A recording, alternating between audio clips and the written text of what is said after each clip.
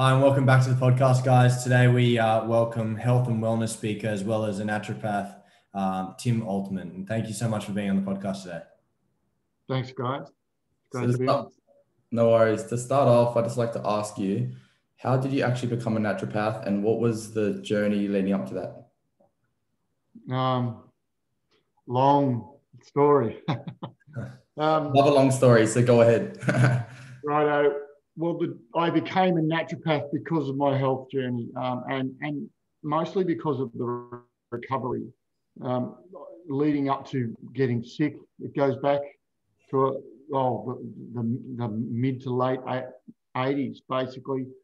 I was studying at uni full-time, doing a science degree, majoring in psych, and I got into honours in psych, and I was going to be basically a psychologist. And I was also at the time training full-time in a sport. So I had grown up through surf lifesaving and kayak paddling, and I had made national team in sprint kayak paddle. I'd been in junior team, and then we were training to try and make national senior team with an eye to going to Olympics. So when I say training full time, we were training morning and night, sometimes a third time in the middle of the day. So I was doing a really solid program. The program at the time, back in those days, was really solid training program, and I was at uni all day. And at the time also, then the only job I could get or that I could fit in was working in pubs and stuff at night, which wasn't a very good combination because at one stage I started working in a nightclub on a Friday, Saturday night. And in those days you could smoke in pubs and clubs. So I'm working from 9 p.m. till 5 a.m. 2 nights a week, and then training full time and, getting up and training at 6 a.m. the rest of the week. And it was a terrible combination. I look back at it and think, what was I thinking? Why would I have even tried to do that? Given the program we're doing was tough, and then the studies. I was at uni and studying pretty hard. So I pushed way too hard and got a chronic viral illness 1 year, and that sort of struck me down for about 3 months. And I recovered, but then because I missed 3 months of training and I had nationals coming up in 3 months or what have you, I went on the fast track and tried to get ready and recovered, and then that was okay. And then the next year we did the big training program again, and I wasn't studying as hard, but from what I've learned, the viral illness was probably the beginning of what then became post-viral fatigue. So the next year I made national team and raced over in Europe, but I started to have problems around that time, getting crook a little bit more often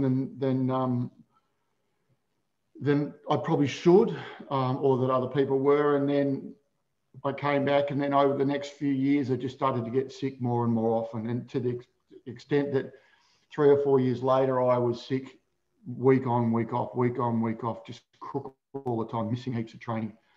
Started to get really fatigued and run down. And then I moved to Brisbane thinking that the warmer weather might be better for my training because I was living in Melbourne. And it just got worse, and I couldn't train at all in the end. When I came home, I'd seen umpteen doctors because when I was in Victoria, I was in the Victorian Institute of Sport, and I'd had all sorts of blood tests done, and they were saying nothing wrong, as the blood tests often come out and saying there's nothing wrong. But I clearly had problems, with my immune system, and then in the end with energy levels and what have you. And then for a little while I was with AIS, and once again I still had problems, and the doctors weren't finding anything wrong. And so eventually I came home from Queensland and went and saw a doctor at Olympic Light Sports Park, Sports Medicine, and he was one of the first doctors who actually spent the time to take a proper history, an extensive history, and said, I know what's wrong with you, and we can't really do much other than you need to rest. And by that time, this was 5 or 6 years after the original virus, so it had just cumulatively got much, much worse. I couldn't even go for a walk down the street without being dizzy and feeling out of breath. And I was sort of working but struggling, just really tired, sick. Like if I drank alcohol, it'd wipe me out. I'd just be crook for, a week or two. So, it was really badly affecting my day-to-day function. And the idea of training by then, for the 6 to 12 months prior to that, was completely out of the question. So sort of those dreams of Olympics and, those sort of things, that was all over. Yeah, and I was in the situation where I had this chronic illness. So that doctor, it was good. At least he was able to give me an answer and said, I could give you B shots and they'll give you temporary help, but they're not going to really fix your problem. You need to rest. Unfortunately, the rest didn't fix it either. I just got worse. But I was very fortunate that at some stage during that period, an ex-coach of mine, a friend of his, had been to see a Russian doctor who was practicing in Australia, and they had cancer and they made a recovery. And so they'd suggested that I go and see this Russian doctor who was a research biochemist in Russia, who was also a doctor of medicine, who made a decision when he was doing all of these research in Russia to no longer use pharmaceutical medicines anymore. So he was only using natural medicines, even though he's a medical doctor. And he came to Australia on a scientific exchange via the CSIRO because of his research biochemistry. And by that time, he was practicing natural medicine in Australia. So he wasn't a doctor in Australia. He was a natural medicine practitioner, but I'd heard some really good results. So I booked in, took me 6 months to get to see him. And I went and saw him. His name was Dr. Sultanov. And I went and saw him. And so, cutting a long story short, what I was dealing with was what the doctor initially from the Olympic Park Sports Medicine called overtraining syndrome, what we might now understand as post-viral syndrome or chronic fatigue syndrome. Not a lot of fun, as anyone who suffers from that will know. You get many tests done. Very rarely do they have conclusive results, or they don't tell you much. So I had a lot of people saying there's nothing wrong with him. And in the sport, obviously it must have been hard for the coaches because the doctors are saying there's nothing wrong with him, and there clearly was. I wasn't making it up. I didn't want to not train and not achieve what I dreamed of doing for no reason. So it was really tricky, and I'd explored all sorts of things to try and get better. So I guess because the medical approach couldn't help me, I explored a few other options to get better, and not all of them were not all of them helped, and a few of them were a bit left field, so didn't help either. People thought maybe I was a bit wacky, but I was just exploring. And I went and saw this Russian practitioner, and cut a long story short, after 4 to 6 months of treatment, I was completely better. Wow. And life had changed a lot, and so I didn't go back to training to the level that I had before because I was married and what have you. But I'd completely recovered. Mentally, I was still tentative and scared of getting back into training, but over a period of 6 months, I got back into exercise and found I had no problems. Yeah. So that's what what led me into this treatment. The treatment by this practitioner.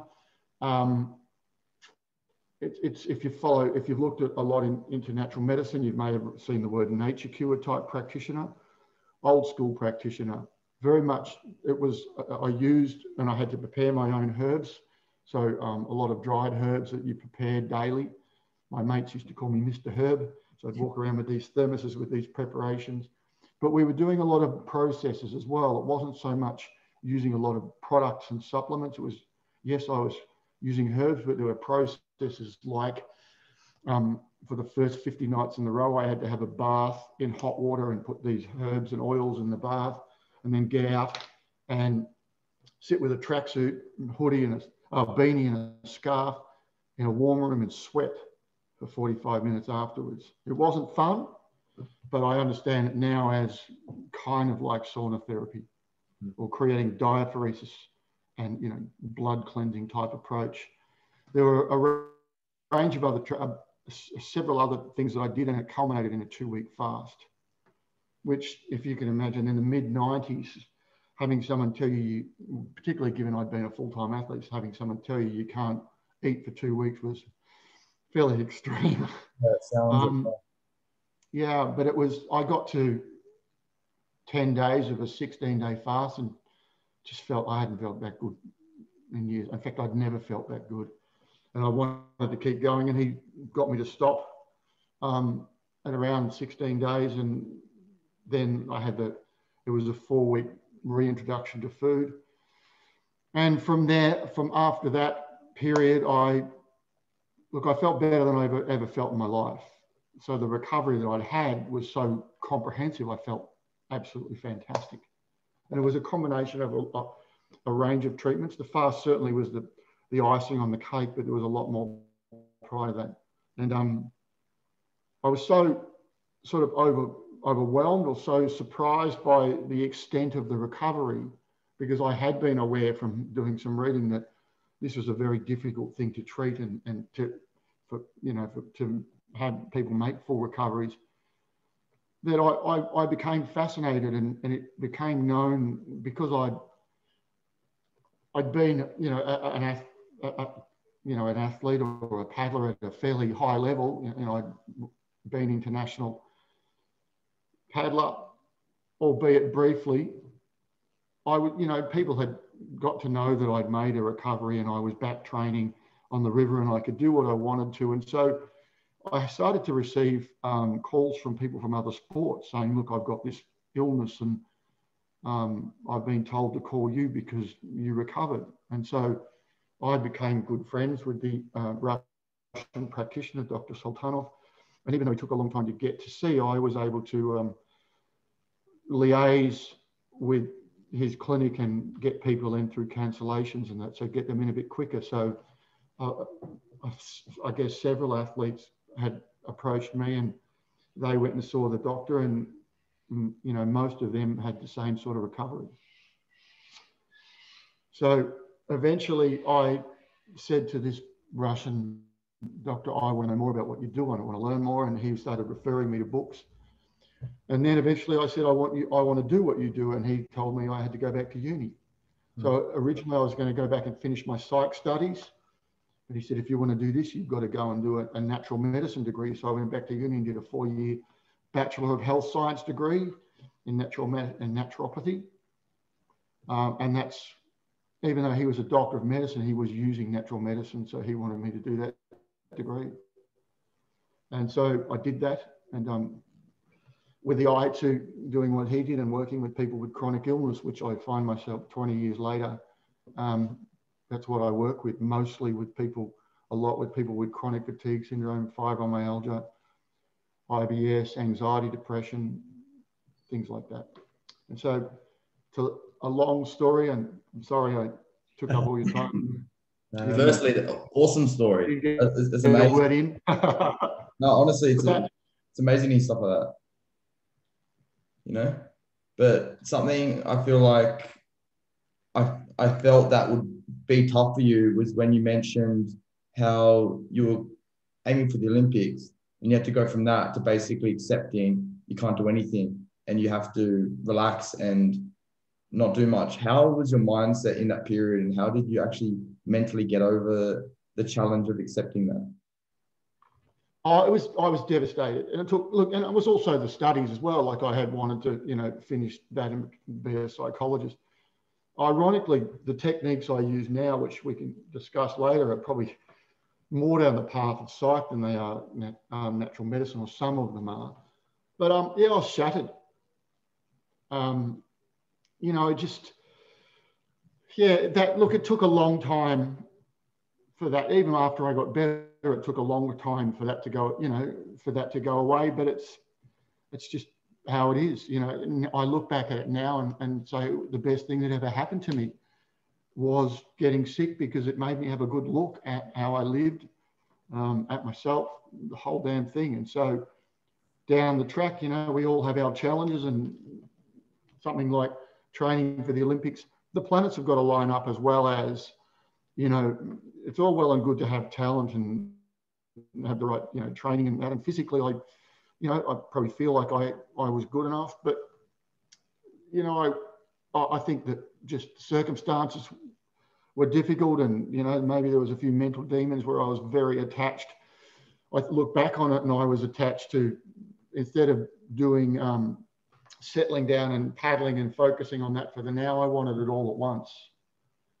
And so I just pushed too hard trying to do it all at once at the same time, with my studies and everything like that. So it was hard to recover from, but it's just how it is, as in that we all have our challenges. And over time, I just learned that, well, that was a negative, but the positive was that I loved what I was doing with work. Absolutely. And you mentioned that throughout, training for the Olympics, you train, then you go work your job, and then you'd be back training. So what we didn't talk about too much there was family life or social life. I can sort of concede that you wouldn't have had much of that in that sort of time anyway. But if we focus on family life, how did that illness really impact your ability to communicate and to interact with your family and or friends throughout that time?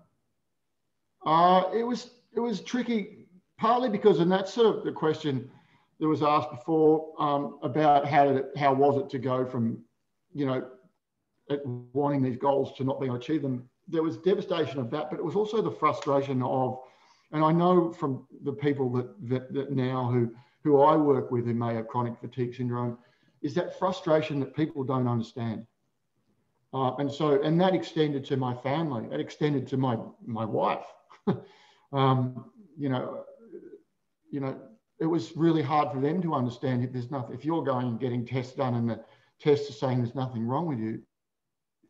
That was tricky, really tricky for them, for them to understand. I can understand it, how it was hard for them, but it was hard for me because I felt quite helpless in a lot of cases. And at times I felt really angry. A lot of people wishing well and meaning well would give you well-meaning advice that was just the last thing you wanted to hear. Yeah.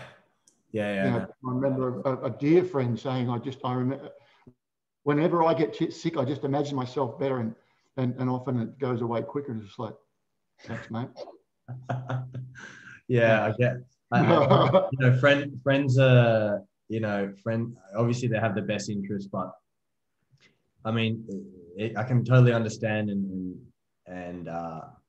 there's other things, there's other illnesses that are very similar where it's hard to pick up on things medically and scientifically. They're very hard to pick up on. And I've spoken, yeah. You take things like sleeping, like people will be like, "Oh, mate, you just need to get out of bed," and that's what they'll say to you, because sleeping everyone does, but it's just the frequency of it, it's just different, the way the amount. So I can totally see why they would be like, "Oh, do this or that," but it's just maybe time to reserve little cheap, Google search, answers. So I think sometimes it's better to refrain when someone's struggling with something like that. Yeah. Well, in those days when I was getting cooked, there's no such thing as Google search. Yeah. And so when it was really, that was only later on. Yeah. So yeah, it was, a lot of that from everyone else. I've since spoken to a lot of people, family, even my old coaches, and made peace there, just saying, look, I understand where it began. Really, when I first got that viral illness, just that rushing back, that was the process. And there's nothing I can look back and say there's nothing I could have done. There's nothing they could have done. It was, the mess was, particularly with that understanding at the time that we had, the process had started, and it was more just understanding that it was hard for them to understand as well. I was frustrated and a whole lot of things, but it was also hard for them. Yeah, and elaborating on how it did occur, do you think there is anything, I know you mentioned the work training balance, do you think there was anything in particular that did actually significantly impact this illness occurring? Oh, there's no doubt. I mean, I was doing that work training balance for a while. I was no, you know, and that was probably okay, but it's when I started working, just, you know, because at that stage, the AIS didn't exist for the sport. It only just sort of started. It was on the Gold Coast, and I wanted to study. And I was getting to postgrad level, and there was no options for that on the Gold Coast in those days. So I chose, you know, initially to stay at home, although it wasn't a choice initially at that time when I first got Crook, because it didn't exist for paddling at that stage. It was only a couple of years later that existed. So it was when I started working all night in a smoke-filled environment. I think that tipped it over the edge. The other two was a delicate balance, but I was, you know, 19, 20. I had to work. I couldn't expect parents to fund me to do this, and they couldn't afford to, you know, and there wasn't government funding at that stage. So, yeah, that was a poor decision in terms of, you know, I think at that age you think you're bulletproof, but it was retrospectively, it was a poor decision. Yeah. And I was about to ask that actually while you were talking and sharing your story, is that for a peak athlete, it's probably not the best thing to be surrounded by people smoking constantly and inhaling secondhand smoke. And yeah, I just did it because it was the only time I could fit work in, but it was just, yeah, it was done. Exactly. It's sort of like you had no other choice really than to work something at, you know, late nights, you know, but it's just, it's no doubt. If I was to offer my opinion, I feel like that there'd be no doubt that would really contribute to easily, you know, contracting viruses or getting sick more frequently. And that's definitely helped it, you know, get to that point.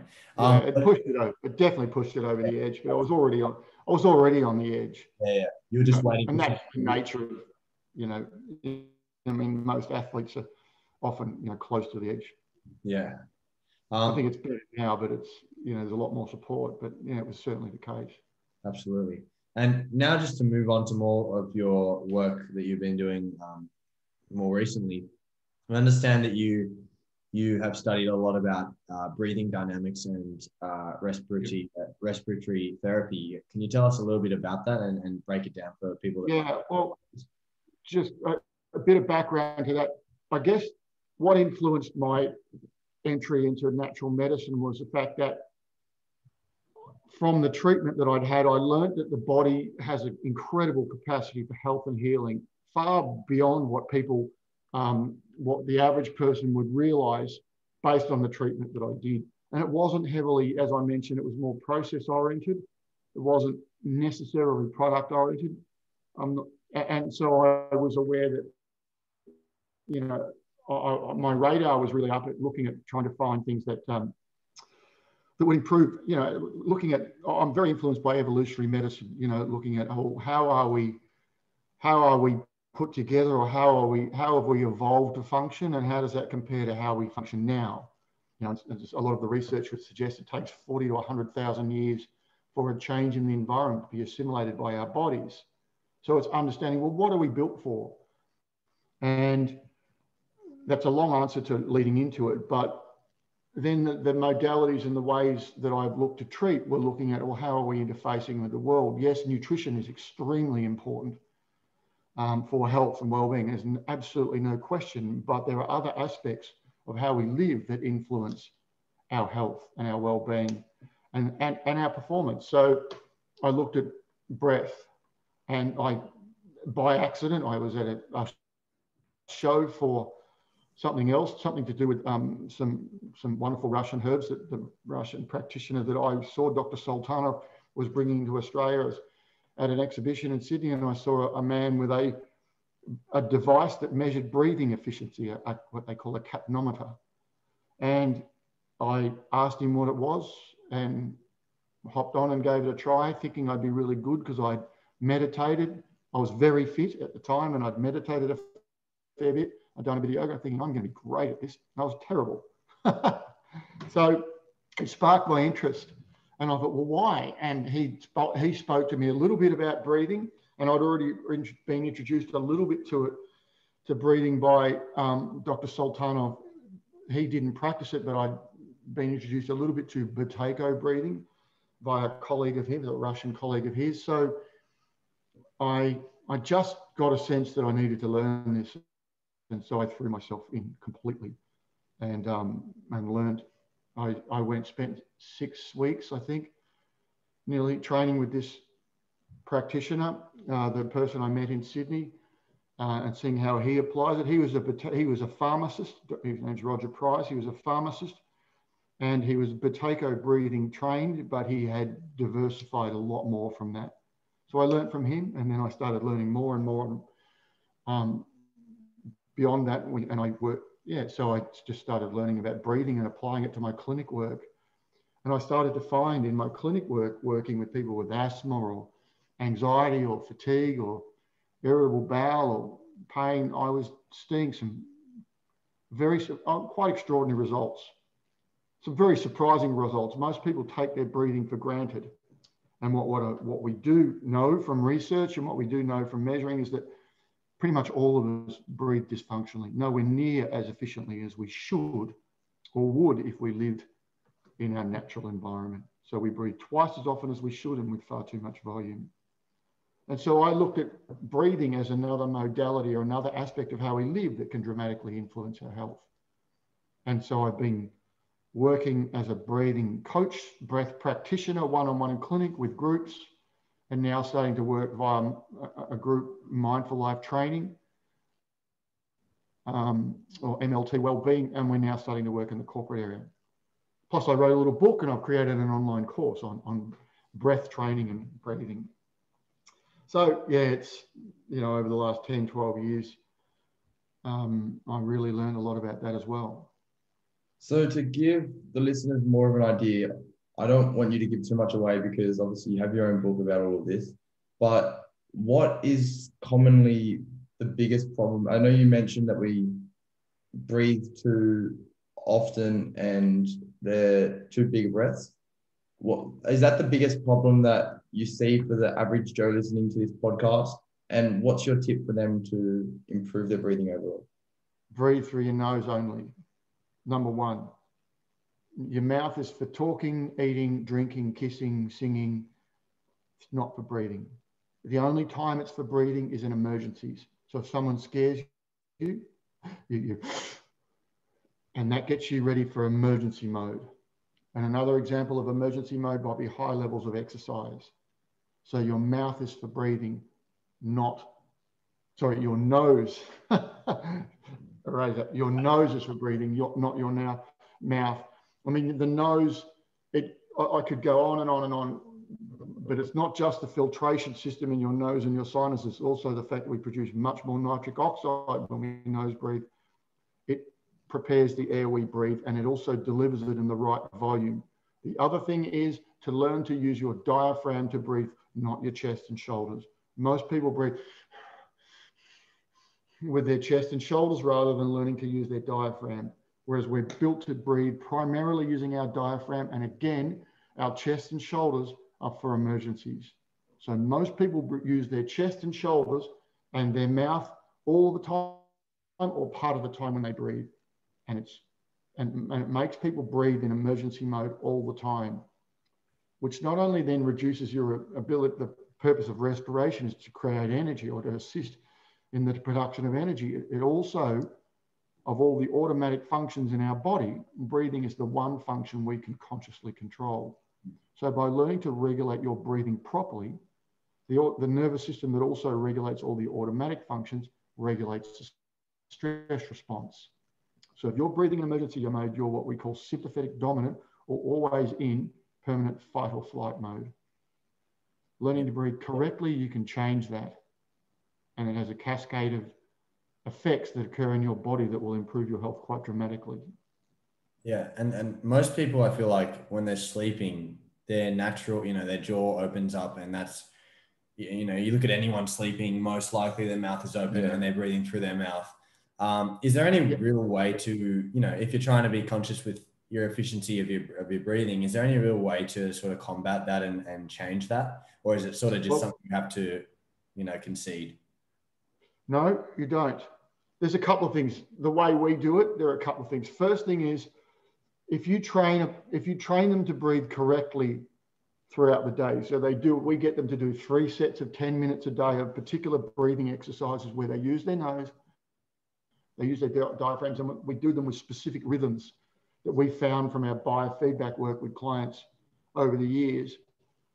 If they do that, then their body will start to make changes internally that will have them breathe more slowly and with less volume more permanently. So it'll change your breathing, and you're less likely then to open your mouth at night. However, in some cases, and quite often, you need to also manually keep their mouth closed at night initially. So we do that. It's nothing fancy. We use porous paper tape called micro pore tape, and we tape the mouth shut.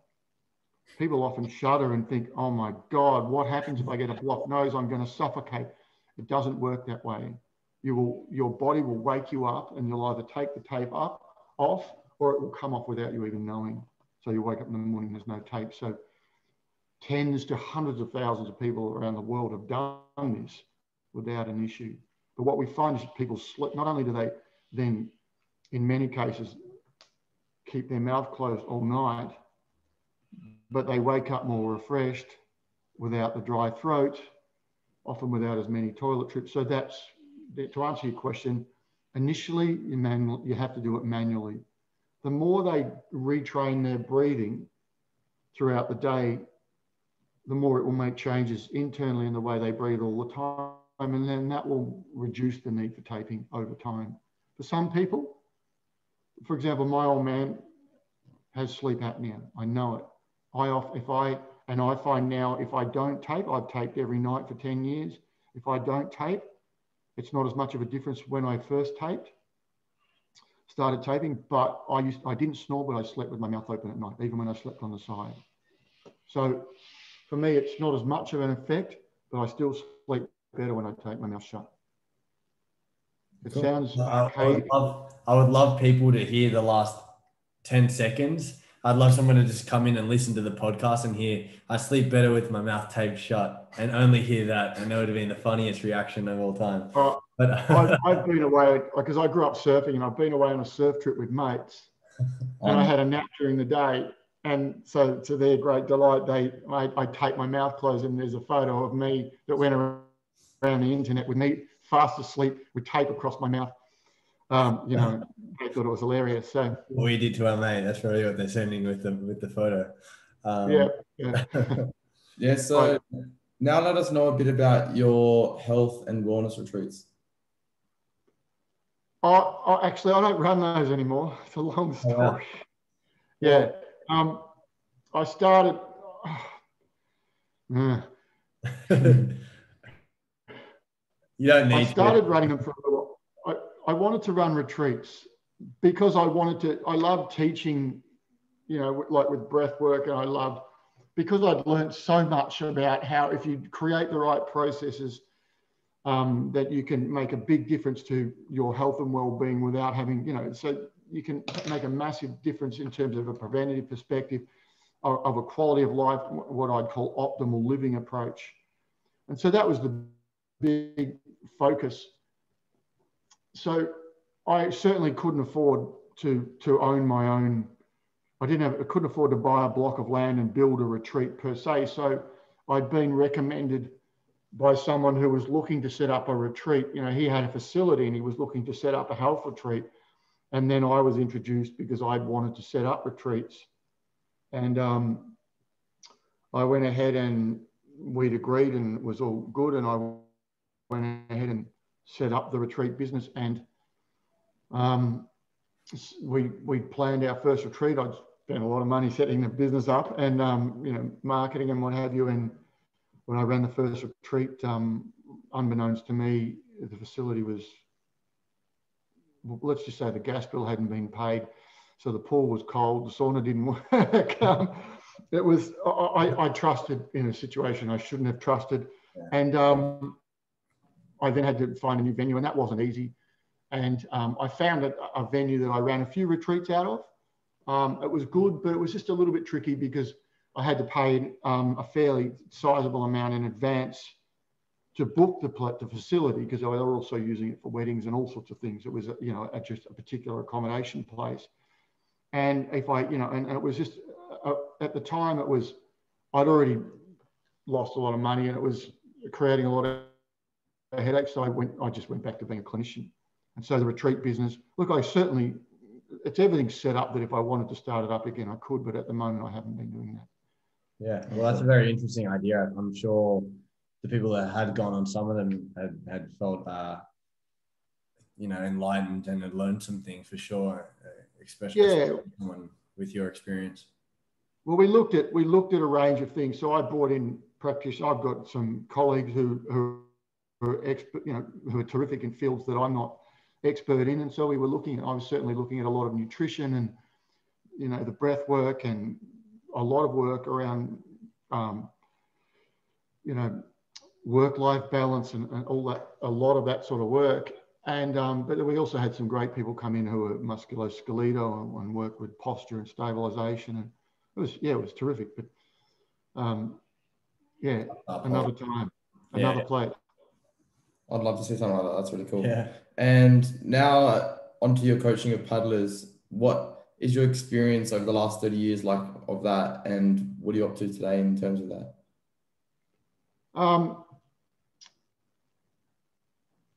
Well, after I got better, I got back into paddling and it changed a lot. And so, I was competing a little bit still, but I started coaching a lot more and helping others. And when I moved down to Torquay, I moved sort of half and half about 20 years ago, but permanently about 10, 12 years ago, I then set up a little business that initially I called We Paddle. And I was coaching paddlers a lot there. I was also coaching prior to setting up that business in Melbourne, kayak paddlers, some of those who were training for national teams and national championships and stuff like that. And also the Lifesaving Club. And then when I moved down the coast, I set that up and I was doing a lot more coaching. So I was mixing that. At the time, it was probably a little hobby, and I was doing my clinic work and combining that with the little hobby. But now it's probably half-half. The paddle work, I love the ocean. I grew up surfing and grew up paddling in lifesaving in the ocean. And there's a whole sport that had developed over the last 20 to 30 years called ocean paddling. And the main area of that is called downwind paddling. So for example, I live in Torquay, I'll get a lift to Anglesey and I'll paddle home from Anglesey along the coast with the wind. And so I started working with people doing that, and I went and did a race in Hawaii called the Molokai race, which is Molokai to Oahu, and it's become quite famous. And after having done that, a few people had said they would like to do it, but it's logistically quite difficult to set up. And so I started doing that. Cut a long story short, it went from paddle coaching to paddle travel logistics. And in a 5-year period, it had grown from looking after 2 people at Molokai 1 year to 18 people 5 years later. And so it's a combination of me coaching and I'm some of that squad, some of it's one-on-one, and I'm quite fastidious about technique and getting technique right, because anyone can get fit, you can get strong. It's just learning how to paddle efficiently is really important. So it's a combination of the training and the coaching and the travel logistics. In the last 2 years, I've been in business with a very, very good friend of mine down here who is also an extremely good and coach, who was a great competitor himself for many, many years, a guy named Chris Porter, and his son Jomo is one of the leading young, he's in his mid to late 20s now, but one of the leading paddlers in the country now. And we changed our business and we've got a business called World Paddle, which is, we've expanded the training and logistics and travel to both nationally and internationally. So it's more than a hobby now. Oh, cool.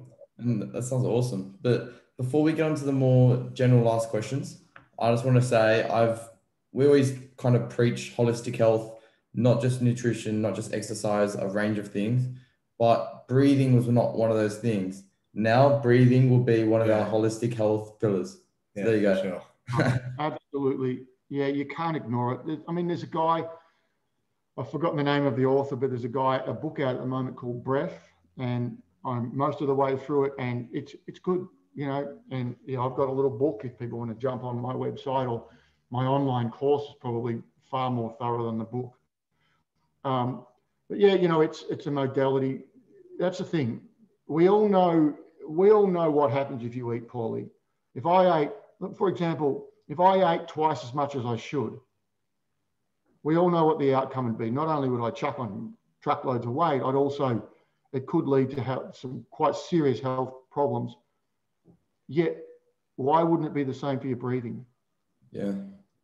Everyone takes it for granted because it's not obvious that if I breathe twice as often as I should, it's not obvious that, people think, well, I'm breathing, I'm alive, no problem, right?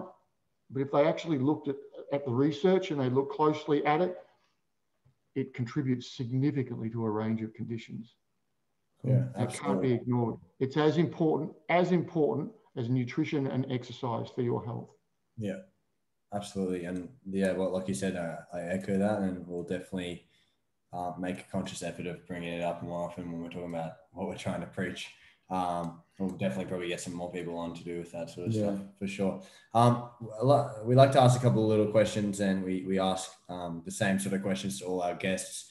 But the first one being, what's one thing you might have learned this week or found interesting that you could share with our listeners? I might have learned this week. Anything. Or the last few weeks. Or the last few weeks, or the last year, or 10 years. Or I'll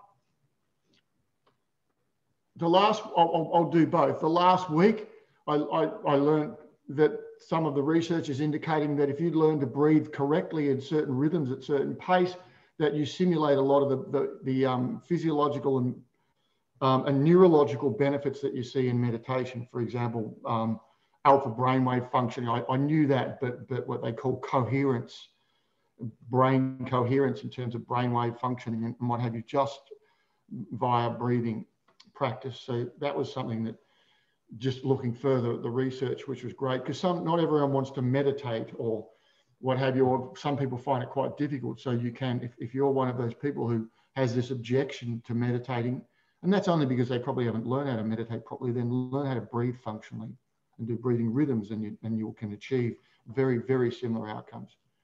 The long-term thing that I've learned probably the last 10 years, the role, I've learned this through studying a lot of, I use a technique called Mickle therapy, but it's not the only technique in this area, looking at neuroscience and neuropsychology. The role of balance, the role of how we live our lives, how we interface with the world, not just how we eat, not just how we exercise and how we breathe, but how we interface with the world in terms of how much we work, how much balance we get, how we express our emotions, is, I believe, the root cause of chronic illness more than anything.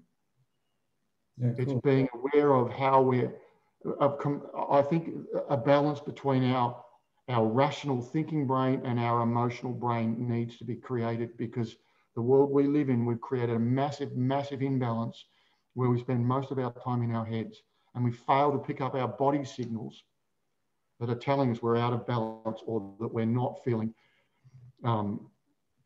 comfortable, safe, or happy, which are our basic biological needs. And that, to me, is the most important thing we need to address. Yeah, it's really fascinating. And Tim, lastly, to summarize the episode, what is one tip to improve listeners' health in any way? I wrote a blog recently that said meditation is medicine. And I include breath practice in with meditation. If there's one thing you could do, either start a breath practice or start meditating every single day, because I think that the changes it can make to your brain and psychologically will then create a flow-on effect. Then it'll make you more conscious of looking at your nutrition or looking at other things. So if there's one intervention, I only had, like you say, one tip, I was only allowed one intervention, that would be it. Meditate, practice breathing exercises. Perfect. Absolutely. And it's been, just before we go into this bit, it's been great to have you on and to pick your brain about this sort of stuff, because it's not very mainstream when it comes to, you know, medical practices and being talked about in general. So it's really cool to hear this and hear it broken down. And I've never actually thought about could breathing too often be an issue, because you think of breathing and it's just like, whatever. And even on social media, everyone preaches to eat this way, to eat this, to eat that, to exercise in a certain way, but no one ever talks about breathing and the importance. The irony is that everything I've discussed and everything I discuss in the book or on the online courses about breath comes from medical physiology and books. You know, it's all based on established physiology. Yeah. So it's not some wacky, weird, way out fish slapping thing. Yeah. It's just not promoted often, is it? It's based on medical science. Yeah, it's just that the respiratory, the medical industry doesn't look systemically because of the way it's set up. I'm not criticizing modern medicine. It's done some wonderful, wonderful things, but we need to look systemically as well at the whole body. Absolutely. Now, Tim, we'd just like to offer this little moment for you to let the listeners know where they can find your online courses and or your book. Yeah, your book or your you know, paddle business as well. Okay. Oh, thank you. You'll find my online course, and my natural health website is www.timaltman.com.au. So that's TIMALTMAN.com.au. We've also got a little website called takeabreath.com.au that I've started a podcast about breathing. We started it, we put it on hold, but it's starting again now. And my paddle coaching, training, logistics, travel business is www.worldpaddle.com. So thank you for that. And sorry you didn't get much of a word in. No, look, it shows how informed you are, how amazing a story and how much information you have to share, considering you can speak for that long. And people, like, we were engaged the whole time. The whole 10, 12 minutes, 15 minutes gaps that you're speaking, and that just is a massive compliment to yourself of what you can inform others of. So thank you so much for coming on, Tim. It's been amazing. And Lachie and I have, you know, we started off doing the podcast and we were doing it between us two, and we saw a big. No, you're right. All good. It's all good. We thought a big, you know, a good thing to do is to get people on sharing their stories. Yeah. And we really don't care how long it goes for, as long as it gets the word out and other people can, you know, hear not our annoying voices, then that's the way to go. Yeah. That's the way to keep people entertained. So people like you sharing their stories, we have to thank you for doing that. So, no, you're doing a great job, guys. I really enjoy the podcast. So great. Thank you. Keep it up. Keep it up. If it helps other people, then that's